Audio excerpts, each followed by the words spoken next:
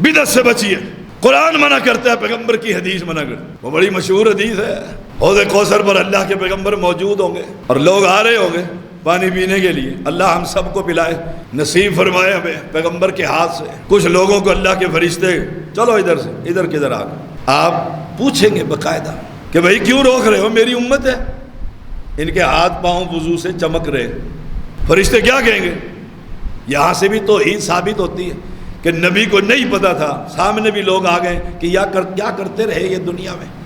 اس لیے سوال کر رہے ہیں فرشتوں سے، بھائی کیوں روکتے ہو، میری امت ہے، مجھے آنے دو میرے پاس. فرشتے کہتے ہیں اللہ کے پیغمبر، ان کا عقیدہ بھی توحید والا ہے کہ عالم الغیب صرف اللہ کی دعوت. وہ کیا کہتے ہیں؟ اللہ کے پیغمبر آپ کو نہیں خبر، آپ کے بعد دین میں انہوں نے نئی بدعتیں جاری کی. جب بدعت کا لفظ سنیں گے اللہ کے پیغمبر تو پھر سحقن لمن غیر آبادی، انہیں میرے پاس سے دور لے جاؤ، نکال لو ان کو یہاں سے.